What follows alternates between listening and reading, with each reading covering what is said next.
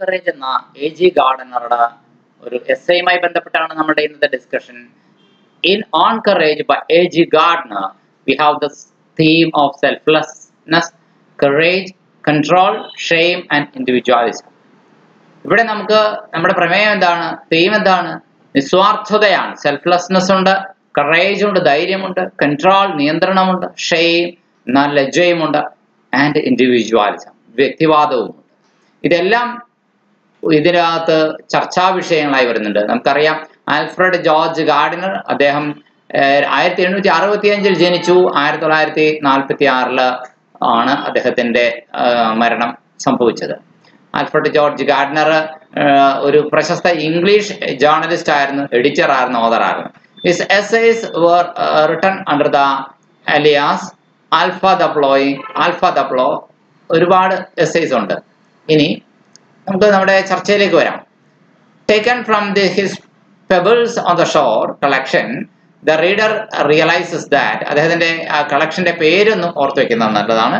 Pebbles from the shore എന്ന് പറയുന്ന collection, pebbles on the shore എന്നതാണ് ആ കളക്ഷന്റെ പേര്. The reader realizes that after reading the essay, അദ്ദേഹത്തിന്റെ എസ്സേ വായിച്ചു കഴിഞ്ഞതിന് ശേഷം, ഓൺ കറേജ് എന്ന എസ്സേ വായിച്ചു കഴിഞ്ഞതിന് ശേഷം വായനക്കാരന് മനസ്സിലാകുന്നു, തിരിച്ചറിയുന്നു that Gardiner may be exploring the theme of selflessness. Gardiner ഈ എസ്സേയിലൂടെ അന്വേഷിക്കുന്നത് നിസ്വാർത്ഥത എന്ന പ്രമേയമാണ്. അതായത് സ്വന്തം ജീവൻ നഷ്ടപ്പെടുന്നതിലും ഒരു മഹത്തായ ധാർമ്മിക ധൈര്യത്തോടു കൂടി അത് നഷ്ടപ്പെടുത്തുകയും മറ്റൊരാൾക്ക് പ്രയോജനപ്പെടുകയും ചെയ്യുന്ന ധൈര്യത്തെക്കുറിച്ചാണ് പറയുക. The soldier on the Formidable, by giving his seat away on the lifeboat, acted selflessly. Formidable എന്ന കപ്പൽ 1915 ജനുവരി 1 മുങ്ങിപ്പോകുന്നുണ്ട്. ആ ഫോർമിഡബിൾ എന്ന കപ്പലിൽ ഉണ്ടായിരുന്ന World War I നടക്കുന്ന സമയമാണ്. സൈനികൻ തന്റെ സീറ്റ് മറ്റൊരു സഹ പ്രവർത്തകന് നൽകിക്കൊണ്ട് നിസ്വാർത്ഥമായി ജീവൻ വെടിയാൻ തയ്യാറായ അനുഭവത്തെ കുറിച്ച് കൂടി പറയും. He thought of others before he thought about himself. തന്നെ കുറിച്ച് അയാൾ ചിന്തിച്ചില്ലേ എന്ന് ചോദിച്ചേക്കാം. തന്നെ കുറിച്ച് ചിന്തിക്കുന്നതിന് മുൻപേ തന്നെ മറ്റുള്ളവരെ കുറിച്ച് ചിന്തിച്ചു അയാൾ. Which shows that, ഇത് കാണിക്കുന്നത് എന്താണ്? The sailor had both physical and moral courage. ആ നാവികന് ഒരേ സമയം ഫിസിക്കൽ കറേജും ഉണ്ടായിരുന്നു, മോറൽ കറേജും ഉണ്ടായിരുന്നു എന്നല്ലേ ഈ സംഭവം കാണിക്കുന്നത്. He sees it as being fit that somebody else who had family should survive over him. കുടുംബം ഉള്ള ഒരാള് എന്നെക്കാളും കൂടുതൽ ജീവിതം തുടരാൻ അർഹതയുള്ളവനാണ് എന്ന ചിന്തയാലാണ് അയാൾ തന്റെ സഹപ്രവർത്തകന് തന്റെ രക്ഷപ്പെടാനുള്ള സീറ്റ് ഒഴിഞ്ഞു കൊടുത്തത് എന്നോർക്കണം. താൻ രക്ഷപ്പെട്ടാൽ ആരുമില്ല. ആ തന്റെ സുഹൃത്തിനായ സൈനികന് അദ്ദേഹത്തിന്റെ അച്ഛനും അമ്മയും വൃദ്ധരായിട്ടുള്ളവരെങ്കിലും നോക്കാനായിട്ട് അദ്ദേഹത്തിന് കഴിയും എന്ന ചിന്തയിലാണ് ആ സൈനികൻ തന്റെ സീറ്റ് മറ്റേയാൾക്ക് ഒഴിഞ്ഞു കൊടുക്കുന്നത്. He gives a very little thought to his actions. തന്റെ പ്രവൃത്തിക്ക് ഒരുപാട് ചിന്തയൊന്നും അയാൾ കൊടുക്കുന്നില്ല. As he has no time to react to the water sinking the ship. അല്ലെ, കാരണം കപ്പലില് വെള്ളം മുങ്ങിക്കൊണ്ടേയിരിക്കുകയാണ്. അങ്ങനെ ഒരുപാട് അതിനോട് റിയാക്ട് ചെയ്യാൻ മറ്റേയാൾക്കും സമയം കിട്ടുന്നില്ല. His approach to matters must be swift. ഒരുപക്ഷെ കാര്യങ്ങളോടുള്ള സമീപനം ഒരുപക്ഷെ വേഗത്തിൽ ആയിരിക്കാം എന്ന് നമുക്ക് വേണമെങ്കിൽ അതിനെക്കുറിച്ച് പറയാം. In order for his comrade to survive, തന്റെ കോമ്രേഡ് സർവൈവ് ചെയ്യട്ടെ. And many readers may suggest that the element of bravery shown by the sailor is rare. എന്നാലും പല വായനക്കാരും പറയുന്നു ഈ സൈനികൻ കാണിച്ച ധീരതയുടെ ഘടകം എന്ന് പറയുന്നത് വളരെ റെയർ ആയിട്ടുള്ള ധാർമ്മിക ധൈര്യത്തിന്റെ വിജയമാണ്. ശാരീരിക ധൈര്യത്തിന് അപ്പുറത്തേക്ക് ഒരു ധാർമ്മിക ധൈര്യമാണ്. ധാർമ്മിക ധൈര്യം, ആ മോറൽ കറേജ് അദ്ദേഹത്തിന് ഫിസിക്കൽ കറേജിന് വഴി തെളിച്ചു കൊടുത്തു എന്ന് വേണമെങ്കിൽ പറയാം.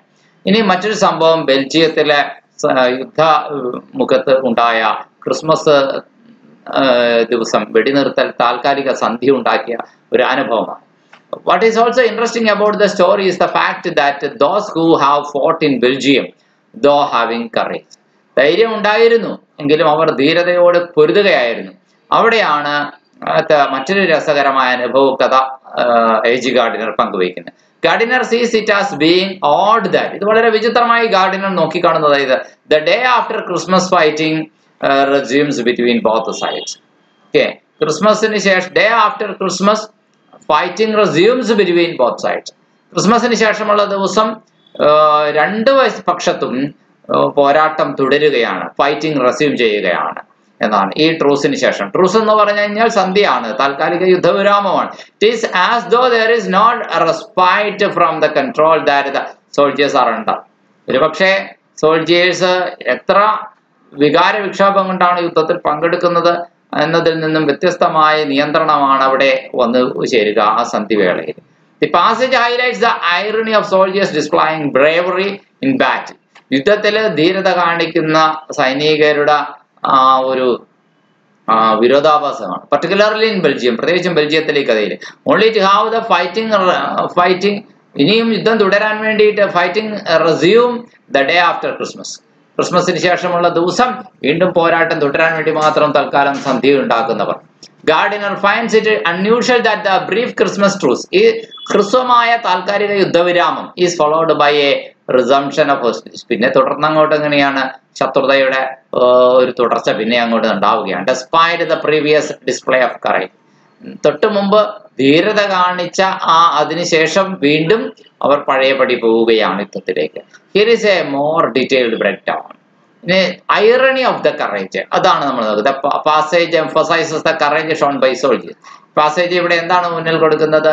ധീരനായ സൈനികർ കാണിച്ച അധൈര്യമാണ്. Especially those fighting in Belgium, പ്രത്യേകിച്ചും ബെൽജിയത്തിലെ ഫൈറ്റ് ചെയ്യുന്നവർ. Despite the grim realities of war, യുദ്ധത്തിന്റെ ആ കൈപ്പേറിയ യാഥാർത്ഥ്യത്തിനിടയിൽ. ഇനി അടുത്തത് Christmas സന്ധിയാണ്.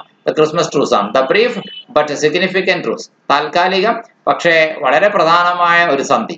That often occurred on Christmas day is mentioned, Christmas ദിവസത്തിൽ ഉണ്ടാകുന്നു. Highlighting the temporary pause in the fighting, ആ യുദ്ധത്തിൽ ഉണ്ടാകുന്ന താൽക്കാലികമായ വിരാമമാണ് അത് ഉദ്ദേശിക്കുന്നത്.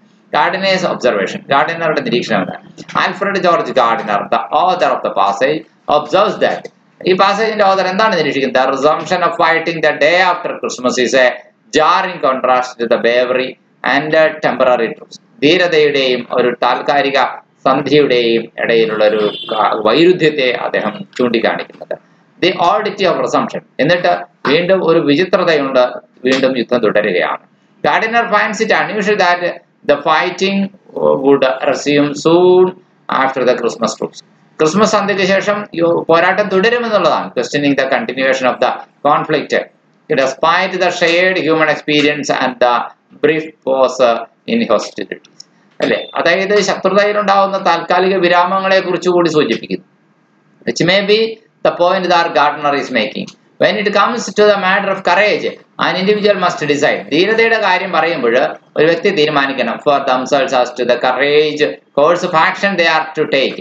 ഏത് തരം what course of action they are to take, എന്ത് തരം പ്രവർത്തനമാണ് താൻ എടുക്കേണ്ടത് എന്ന്. ഒരിക്കലും മാർക്ക് ട്വൈൻ്റെ സുഹൃത്തിന്റെ ഒരു ഉദാഹരണം പറയുന്നുണ്ട്. Twain's friend being an example, though he may have committed a cowardly act, ഒരു ഭീരുത്വമുള്ള ഒരു പ്രവൃത്തി അയാൾ ചെയ്തിട്ടുണ്ടായിരിക്കാം. He has in his life made up for the mistake he has made. തന്റെ ജീവിതത്തിൽ താൻ ചെയ്ത ആ ഒരു തെറ്റ് അയാൾ പിന്നീട് ജീവിതം കൊണ്ട് തിരുത്തുന്നുണ്ട്. He also knows that he has to live with his actions for the rest of his life. പിന്നെ ആ പ്രവൃത്തിയെ കുറിച്ച് പശ്ചാത്തപിച്ചുകൊണ്ട് ജീവിതകാലം മുഴുവൻ അയാൾ ജീവിക്കുകയാണ്. Even if he know that should he revisit the event, he would not pull the life jacket from the woman. തനിക്ക് രക്ഷപ്പെടാൻ വേണ്ടിയിട്ട് ഒരു സ്ത്രീയുടെ ലൈഫ് ജാക്കറ്റ് തട്ടിയെടുത്തുകൊണ്ട് സ്വന്തം ആ സ്ത്രീയെ മരണത്തിലേക്ക് തള്ളിവിട്ടുകൊണ്ട് സ്വന്തം ജീവൻ രക്ഷപ്പെടുത്തിയ മാർക്ക് ട്വൈൻ്റെ ഒരു ഫ്രണ്ടിന്റെ കഥയാണ് ഈ പറയുന്നത്.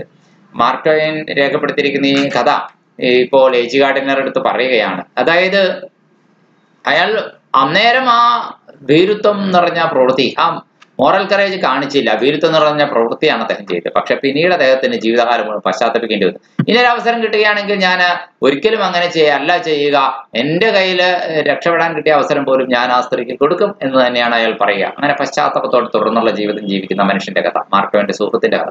A man cannot be judged on one single event in their life. ജീവിതത്തിനുണ്ടായ ഒറ്റ അനുഭവം കൊണ്ട്, ഒറ്റ സംഭവത്താൽ ഒരു മനുഷ്യനെ നമുക്ക് ജഡ്ജ് ചെയ്യാൻ സാധിക്കില്ല. Even if those who judge an individual feel as though they can. അതായത് ഒരു സിംഗിൾ ഇൻഡിവിജ്വൽ ഇൻസിഡന്റ് കൊണ്ട് തന്നെ ഒരു ഇൻഡിവിജ്വലിനെ വിധിക്കാൻ കഴിയുമെന്ന് പലരുമൊക്കെ പറയുന്നുണ്ടെങ്കിൽ പോലും വാസ്തവം അതല്ല. A man's total actions must be taken into consideration. ഒരു മനുഷ്യന്റെ മുഴുവൻ പ്രവർത്തനങ്ങളെയും പരിഗണിക്കാൻ ലൈഫില്ല, rather than having judgment placed on them for one mistake. ഒരൊറ്റ മിസ്റ്റേക്കിനാല അയാളെ ജഡ്ജ് ചെയ്യുന്നതിന് പകരം, no matter how serious that mistake may be, ആ മിസ്റ്റേക്ക് എത്ര സീരിയസ് ആയ കാര്യമാണെങ്കിൽ കൂടി ഒരു കാര്യവുമില്ല. Everybody deserves a second chance. എല്ലാവർക്കും ഒരു സെക്കൻഡ് ചാൻസ് അർഹിക്കുന്നുണ്ടെന്ന് പറയാം. The fact that Twain's friend was also acting on impulse, പെട്ടെന്നുള്ള ഒരു ഇമ്പൾസിലാണ് മാർക്ക് ട്വെയിന്റെ ഫ്രണ്ട് അന്നേരം ആക്ട് ചെയ്തത്, must be taken into consider. അയാളുടെ കാര്യവും ഈ നിയമത്തിന് ബാധകമാക്കണം. അയാൾക്കും ഒരു സെക്കൻഡ് ചാൻസ് കൊടുക്കണം. അയാളെ 100% കുറ്റക്കാരനിൽ വിധി എഴുതരുത് എന്നാണ് A.G. Gardiner ഇവിടെ പറയുക. Though the man feels shame, അയാൾക്ക് ലജ്ജ തോന്നുന്നുണ്ട് തന്റെ പ്രവൃത്തിയിൽ, he must learn to forgive himself.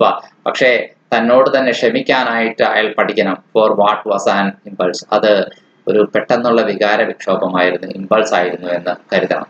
Gardiner also appears to be suggesting that with courage comes bravery. ധീരത എന്ന് പറയുന്നത് എപ്പോഴാണ്, കറേജ്, ധൈര്യം എന്ന് പറയുന്നത് ധീരതയോടൊപ്പം വരുന്നൊരു കാര്യമാണെന്ന് പറയാം. A person, for example, running into a fire to save a child is not only committing a courageous act. ഒരു കുഞ്ഞിന്റെ ജീവൻ രക്ഷിക്കാൻ തീയിലേക്ക് എടുത്ത് ചാടുന്ന മനുഷ്യൻ ഒരു ധീരതയുള്ള പ്രവൃത്തി ചെയ്യുന്നു എന്ന് മാത്രമല്ല, but it is also an act of bravery. ധൈര്യം കാണിക്കുന്നു എന്ന് മാത്രമല്ല, ധീരത അയാൾ ബോധപൂർവ്വം പ്രദർശിപ്പിക്കുന്നുണ്ട്.